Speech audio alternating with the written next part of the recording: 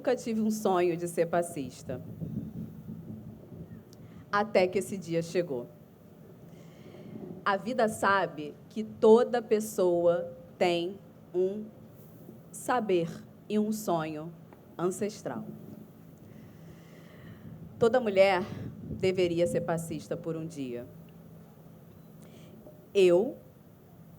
Várias pessoas, na verdade, eu acho aqui, procuram suas jornadas de descoberta em Santiago de Compostela, Machu Picchu. Eu fui para a quadra da Estação Primeira de Mangueira, num sábado à noite.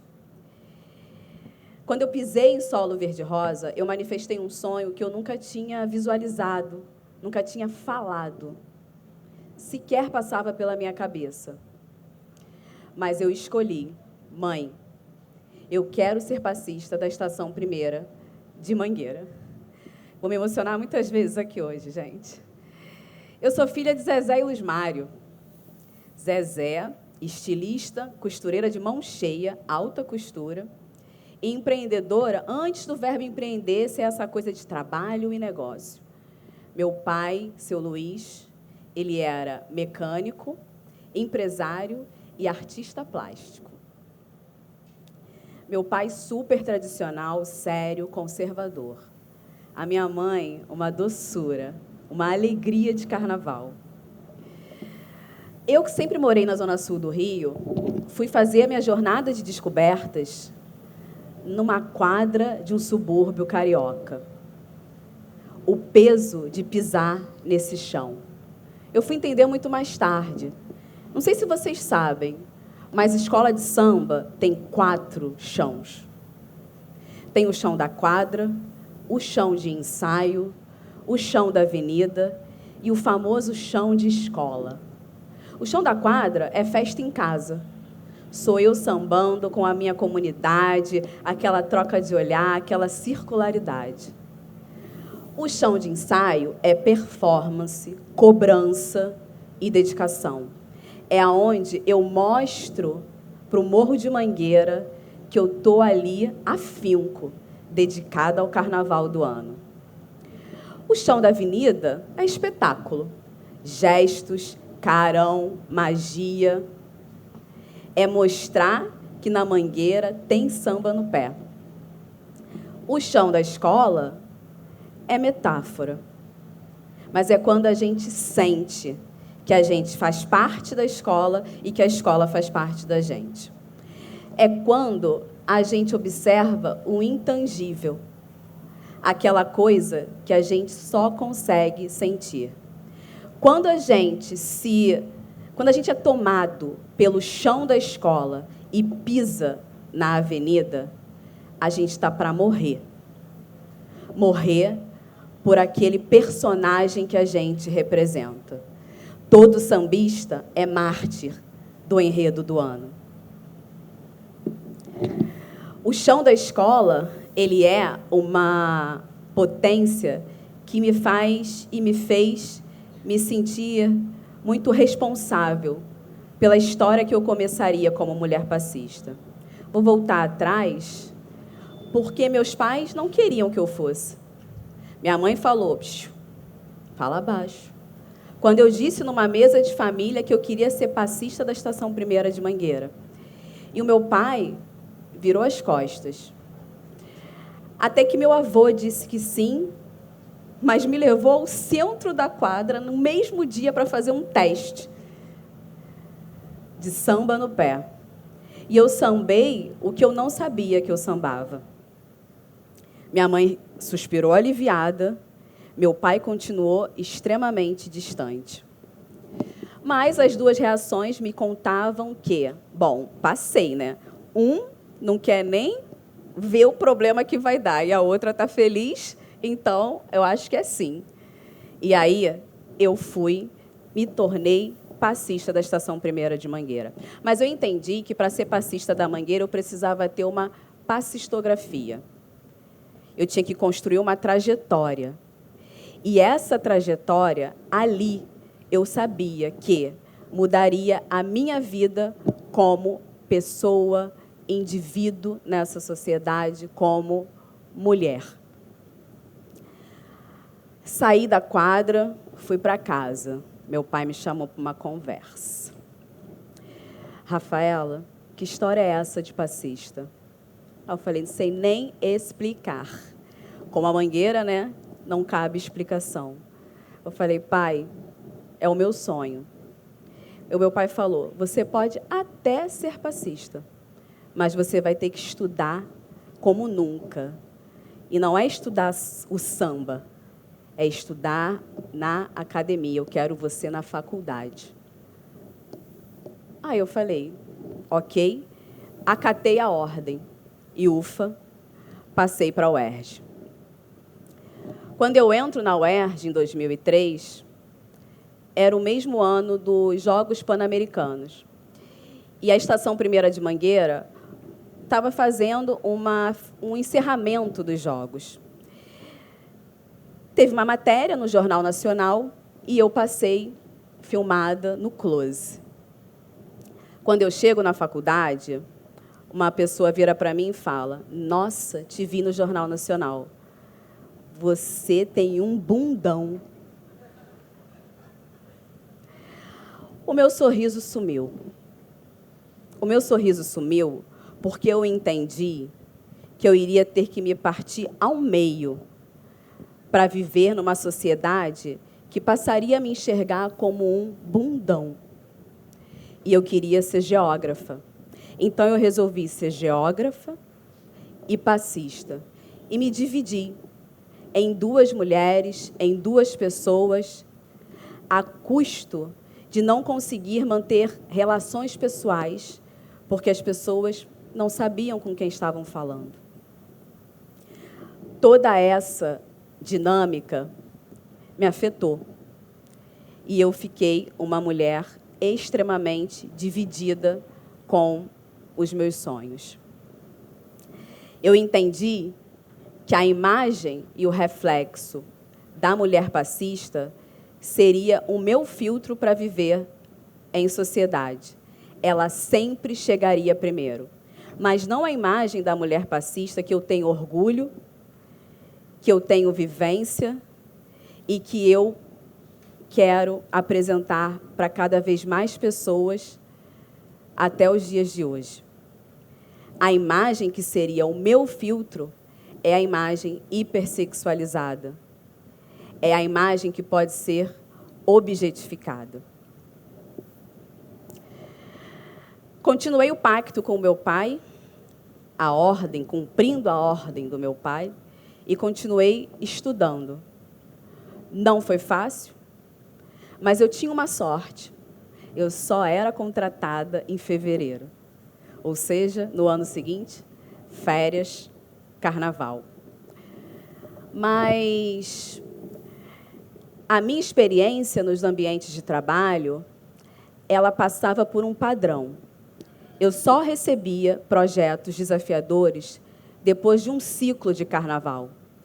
Eu tinha que comprovar que eu não era oba-oba, que eu não era malandrinha, que eu não queria só festa, mesmo com um currículo muito bom. Com essa experiência, eu fiquei ainda mais pensativa. E o meu pai falando no meu ouvido, ainda quer ser passista? Até que eu resolvi tornar essas angústias coletivas. Eu falei, será que só eu penso assim? E um dia eu estava gravando para uma grande emissora e a repórter falou assim, posso falar com você, Rafaela? Eu, pode, sobre objetificação sexual. A partir de agora, eu só dou entrevistas sobre objetificação sexual. E ela falou, tá bom. Eu falei, a matéria só pode sair com esse título, objetificação sexual. E eu tive a oportunidade de contar em uma matéria para um grande veículo que eu tinha feito uma pesquisa autodidata com uma metodologia de múltipla escolha, respostas fechadas, mas as perguntas poderiam ser ignoradas. Porque eu queria saber se a mulher passista estava tendo a mesma visão que eu. E, pasmem, nenhuma pergunta ignorada. Ou seja, todo mundo precisava falar. Uma das perguntas mais emblemáticas era saber como elas eram reconhecidas nos ambientes de trabalho, nas universidades e na escola, porque tem muita passista ainda adolescente. E mais de 60% era reconhecida com palavras pejorativas. No país do carnaval, só 17% era conhecida como passista. Eu fiz essa pesquisa, me senti mais leve, e eu notei que eu precisava continuar falando sobre ela. E fui fazer um seminário na casa de Rui Barbosa. Rafaela, estou a convidando para fazer um seminário, falar um pouco da mulher passista, mas eu estava na minha missão. A palestra que eu posso fazer é incômoda, porque eu quero falar sobre objetificação sexual.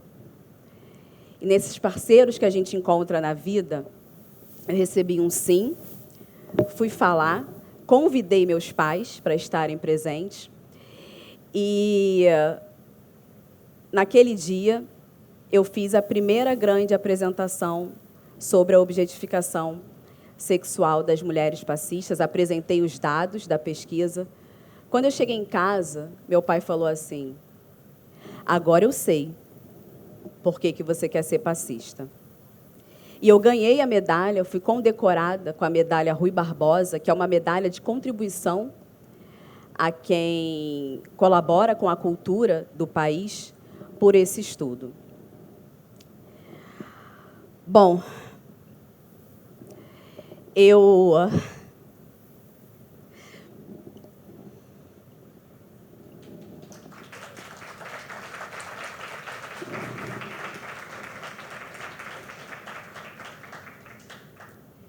continuei estudando, como era o combinado com meu pai.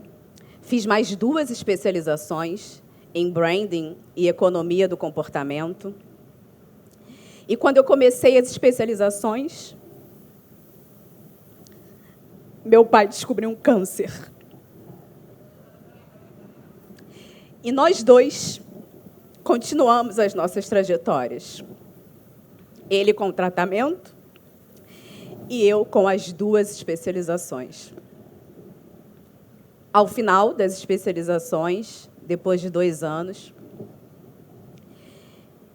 eu conquistei os diplomas e meu pai subiu ao palco comigo para receber esses diplomas.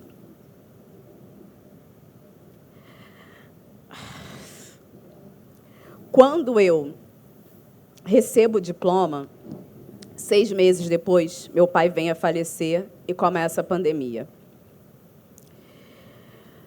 Mas 3 meses, eu sou convidada a presidir o Instituto Fundação João Goulart, que é um instituto que cuida da intelectualidade do servidor público para aumentar a capacidade gerencial da Prefeitura do Rio em prestar melhores políticas públicas ao cidadão. Ironia ou não, com um bundão, eu cuido da intelectualidade de uma parte fundamental que é viver nessa cidade.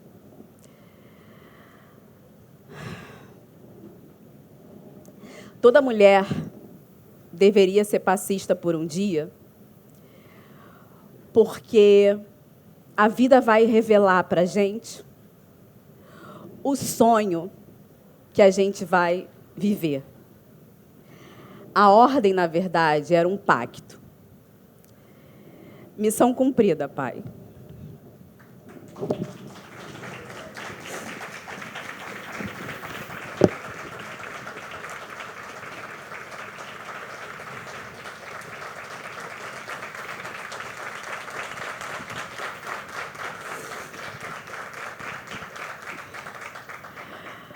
Toda mulher deveria ser passista, porque ser passista requer coragem de acolher as escolhas. Requer corpo para viver a vida. Requer atrevimento. Entende o despreparo e fortalece a magia. Foram me chamar, eu estou aqui, o que que há? Foram me chamar, vocês, eu estou aqui, o que que há? Eu vim de lá, pequenininho. Mas eu vim de lá, pequenininho. Alguém me avisou para pisar nesse chão devagarinho. Alguém me avisou para pisar nesse chão devagarinho.